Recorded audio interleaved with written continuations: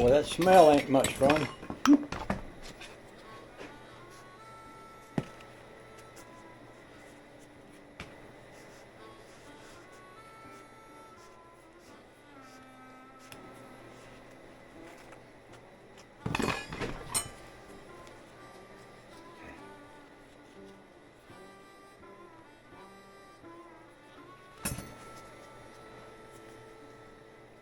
I'll set this over here.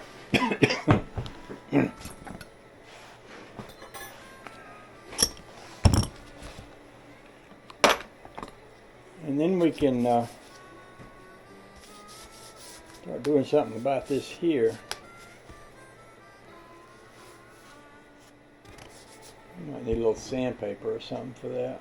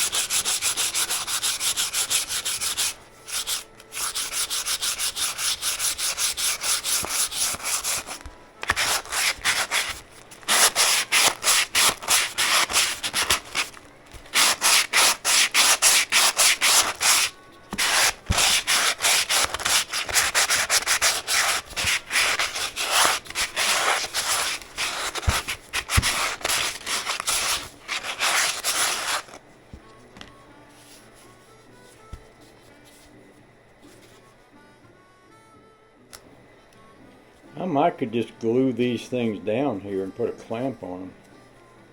We just got a place here where that's starting to come up right there. Can y'all see that? But I could shove a little glue up under there.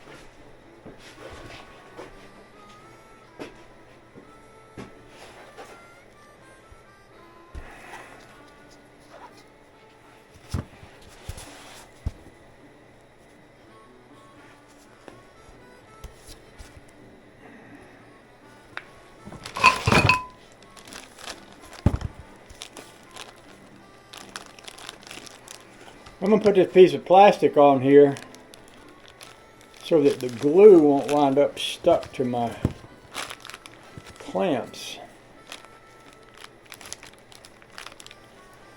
And then I can set this aside and let it dry. And when I come back, I may or may not put some wood putty around in some of these places on this. But eventually I'm going to want to paint this. I'll probably paint it black. And that gets me to this. This needs the 5th string peg put back in it, and I need to find one. I've got quite a few around here, but I'm going to need to find one of those. And I think what else I want to do with this thing is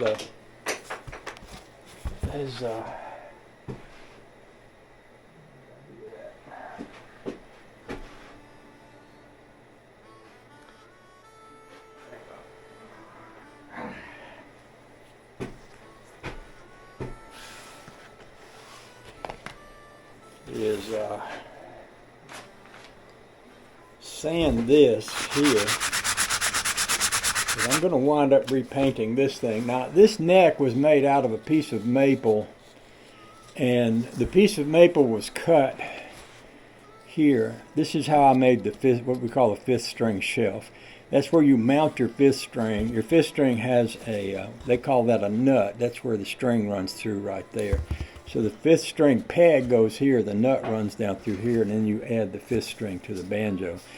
Now this is pretty ugly and it had a gap, so I used something like WD-40 or something like, not WD-40, like Pour 15 putty, and I filled the crack up underneath here. It's not terribly pretty, but if I sanded that down, made it smooth, and then see, this is all black, and tape off this piece of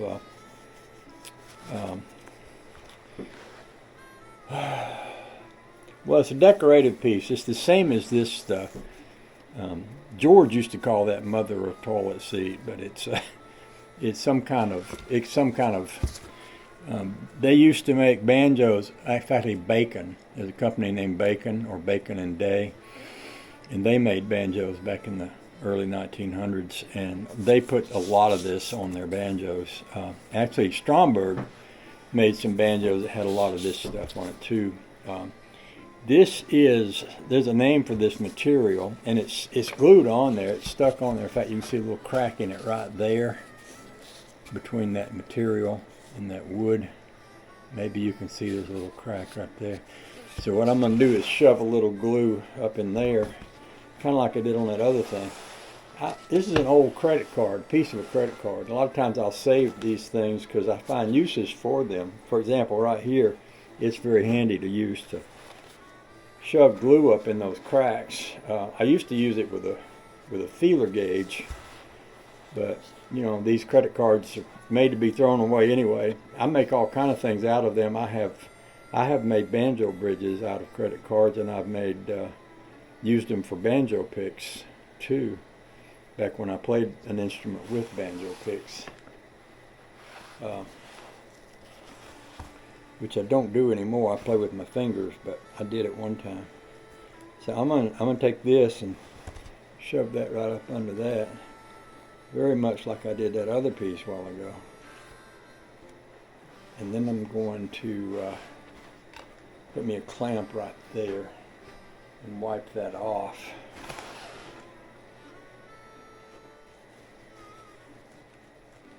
Wipe it out of that track right there.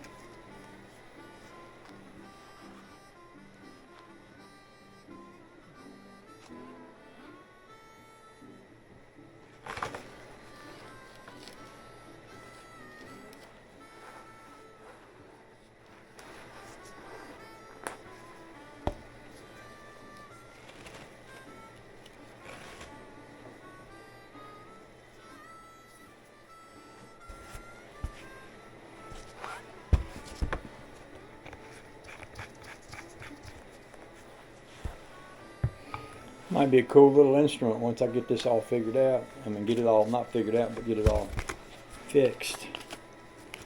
That would be nice.